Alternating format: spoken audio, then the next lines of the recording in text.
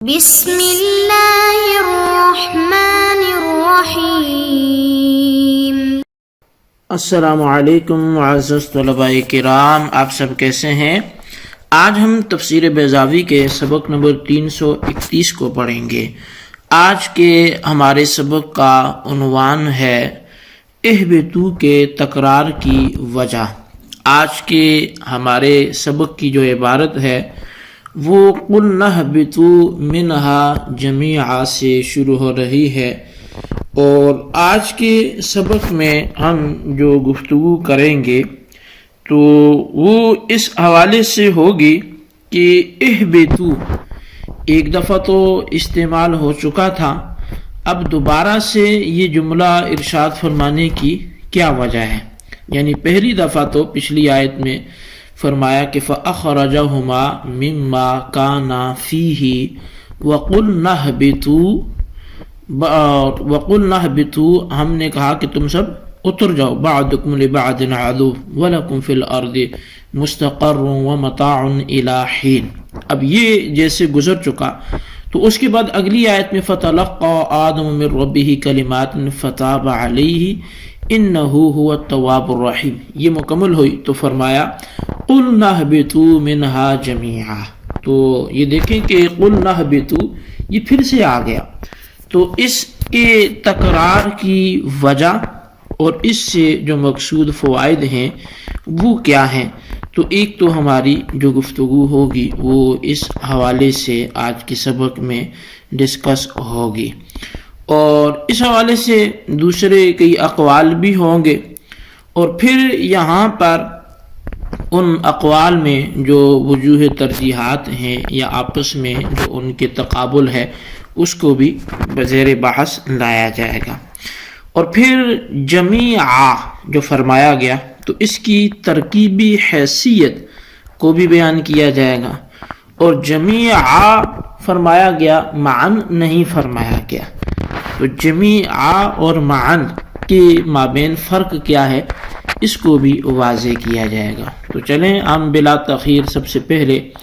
آج کے سبق کی عبارت کی طرف بڑھتے ہیں، عبارت کا ترجمہ کریں گے اور اس کے بعد اس کی جو وضاحت ہوگی وہ بھی ذکر کریں گے۔ تو مصنف علیہ رحمہ اللہ کے فرمان عالی کو یوں نقل کرتے ہیں کہ قُلْنَا اهْبِطُوا مِنْهَا جَمِيعًا، تو ہم نے کہا کہ اتر جاؤ جنت سے سب کے سب۔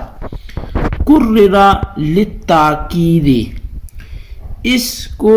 مکرر ذکر کیا گیا تاکید کے لیے،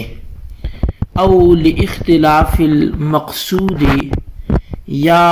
مقصود کے مختلف ہونے کی وجہ سے مکرر ذکر کیا گیا۔ فَإِنَّ الْأَوَّلَ دَلَّ عَلَىٰ أَنَّ هُبُوطَهُمْ إِلَىٰ دَارٍ بَلِيَّةٍ يَتَعَادُونَ فِيهَا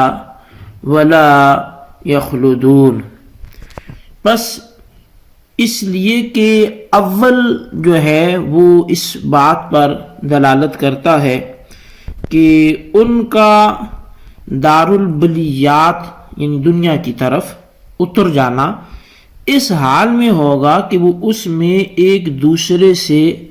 عداوت رکھیں گے اور اس میں ہمیشہ نہیں رہیں گے۔ وَالثَّانِي أَشْعَرَ بِأَنَّهُمْ أُهْبِطُوا لِلتَّکْلِیفِ، اور دوسرا جو قُلْنَا اهْبِطُوا مِنْهَا جَمِيعًا ہے وہ یہ بتلاتا ہے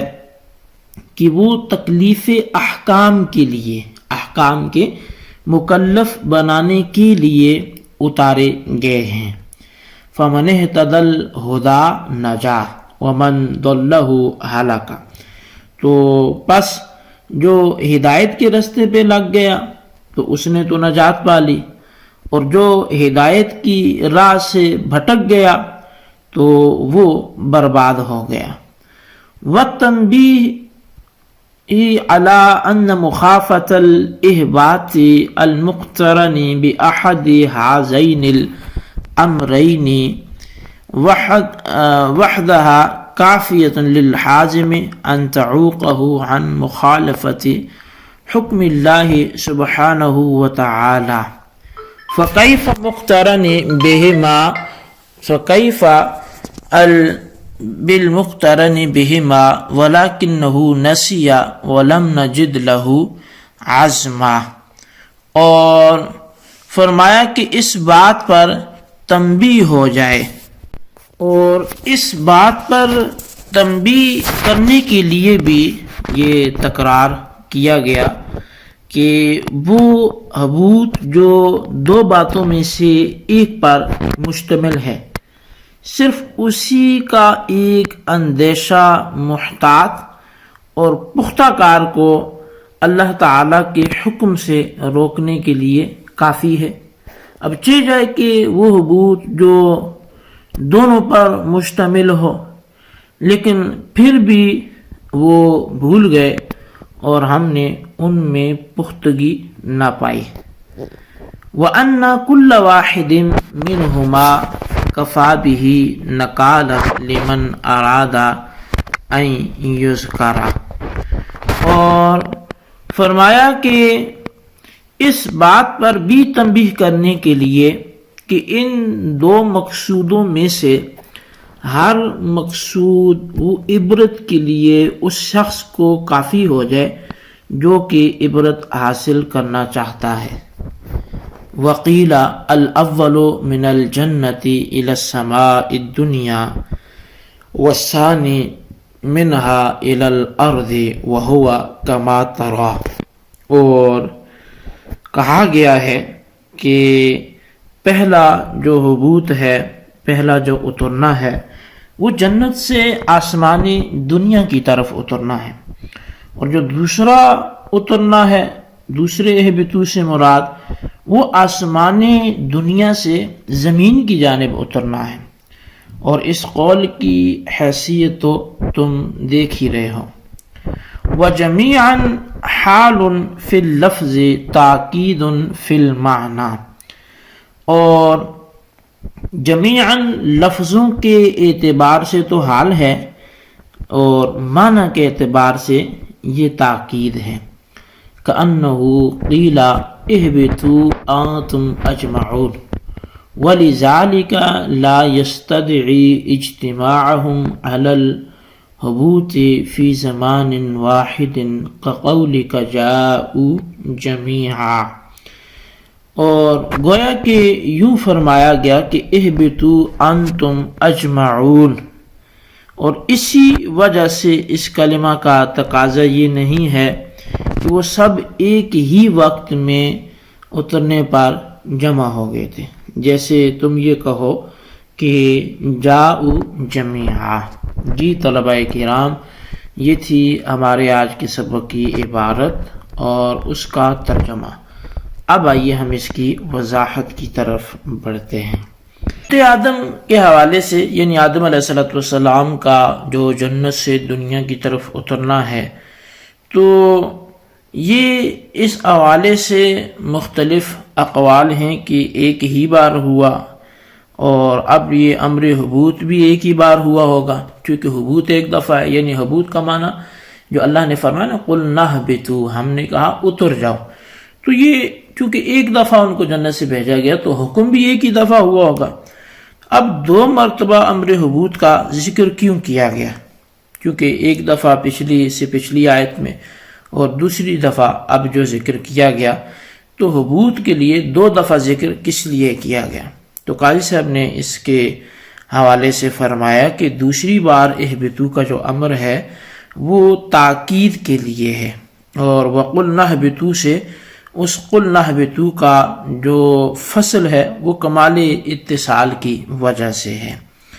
اب یہاں پر ایک اعتراض ہوتا ہے، اور یعنی اب شبہ کہہ لیں، اعتراض کہہ لیں، کہ فتلقى معطوف ہے وَقُلْنَا اهْبِطُوا پر،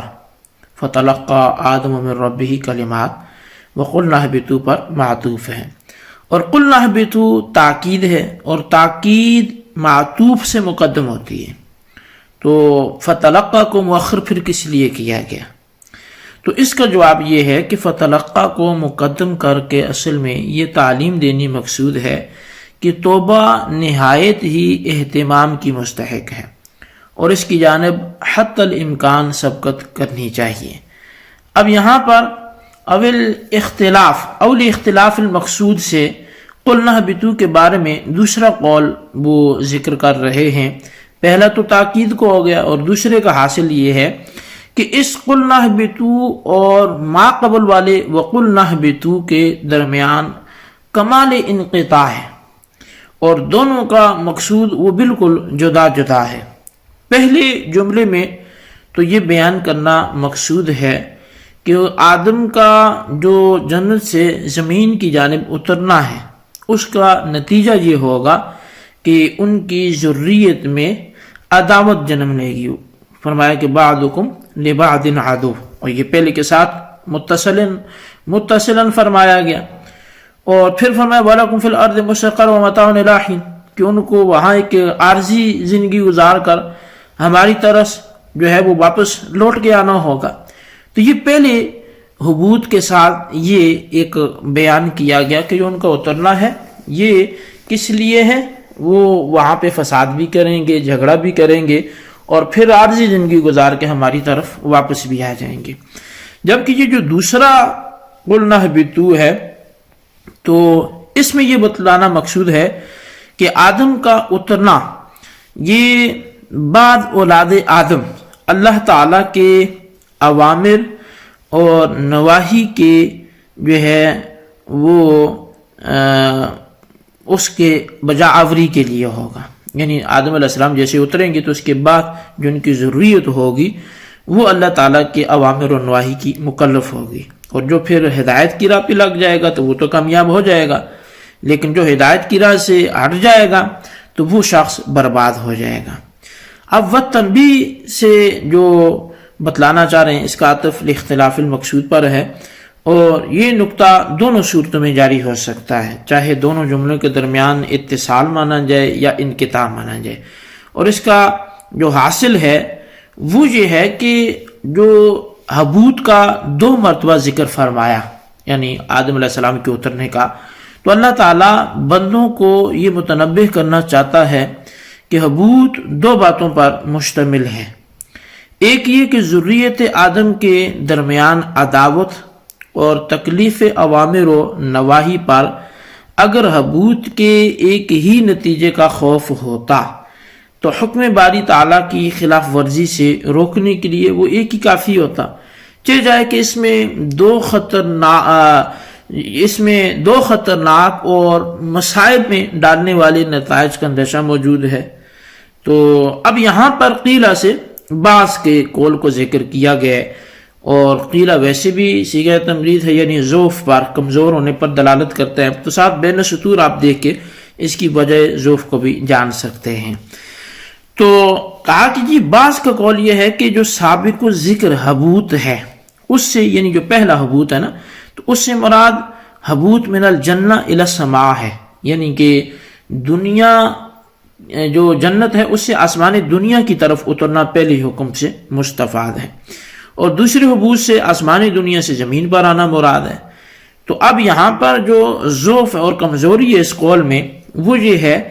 کہ اول کے ساتھ تو وَلَكُمْ فِي الْأَرْضِ مُسْتَقَرٌّ وَمَتَاعٌ إِلَىٰ حِينٍ فرمایا گیا نا، کہ وَلَكُمْ فِي الْأَرْضِ مُسْتَقَرٌ، کہ تمہارے لیے زمین میں استقرار ہے۔ تو اگر وہاں جنت سے آسمانی دنیا پہ آنا یہ بتلایا گیا ہے تو آسمانی دنیا پر تو کوئی زمین نہیں ہے، وہاں تو اس حوالے سے پھر کوئی بات ہی نہیں بنتی، تو لہٰذا یہ جو بات ہے وہ صحیح نہیں ہے۔ اور حبوط ثانی میں منہا کی ضمیر وہ جنت کی طرف راجع ہے، کہ وَقُلْنَا اهْبِطُوا مِنْهَا جَمِيعًا، تو منہا سے مراد پھر اگر آپ وہ تفسیر کریں جو قیلہ سے بیان کی گئی پھر تو وہ السماء کو ہونا چاہیے، تو وہ تو اس کا مرجع ہی نہیں بن رہا، تو لہٰذا یہ اس لحاظ سے کمزور ہے۔ جمیعاً حال فی لفظ سے جمیعاً لفظ کی ترکیب بیان ہو رہی ہے کہ جمیعاً لفظوں کے اعتبار سے حال ہے اور اس پر نصب کا اعراب ہے، لیکن معنی کے اعتبار سے یہ تاکید ہے، اور تاکید کا مفہوم یہ ہے کہ حبوط کے حکم میں سب شریک ہیں، مخاطبین میں ایسا کوئی بھی نہیں ہے جو ہے وہ غیر حابط ہوں، لیکن حکم کے سب کو شریک اور شامل ہونے کے معنی یہ نہیں ہے کہ سب ایک ہی ساتھ عبود کے مکلف ہوں، کہ ایک ہی لمحے میں سب ساتھ ساتھ اتریں. حاصل یہ ہے کہ جمیعاً کلن کے معنی میں، معن کے معنی میں نہیں ہے. معن ہوتا تو ایک ساتھ اترنے کا حکم ہوتا ہے، لیکن کلن کا مطلب ہے کہ بھلے آگے پیچھے ہوں، ترتیب نہ رہے، مختلف زمانوں میں ہوں، لیکن اتریں گے سب. اس کی مثال ایک بار خارجی دی کہ جاؤ جمیعاً جب بولا جاتا ہے کہ وہ سب آئے، تو اس کا یہ مطلب نہیں ہوتا ہے کہ اکٹھے آئے، مطلب آنا سب میں پایا گیا ہے، چھ جائے کہ وہ آگے پیچھے ہے. جی طلبہ کرام، یہ تھی ہمارے آج کے سبق کی عبارت، اس کا ترجمہ، اس کی وضاحت، اس کو آپ اچھی طرح سمجھیں اور اس کے خلاصے کو اپنے رجسٹر پر ضرور لکھیں، بالخصوص ان سوالات کے جوابات دیں. سوال نمبر 1 یہ قُلْنَا اهْبِطُوا مِنْهَا جَمِيعًا میں اهبطوا کا تکرار کس وجہ سے ہے؟ اور سوال نمبر 2 یہ کہ قیلہ سے کس قول کو بیان کیا جا رہا ہے اور اس ذوف کو تحریر کریں. اللہ تبارک و تعالیٰ سے دعا ہے جو کچھ ہم نے پڑھا سنا اسے یاد رکھنے کی توفیق نصیب فرمائے. آمین بجاہ النبی الامین صلی اللہ علیہ وسلم.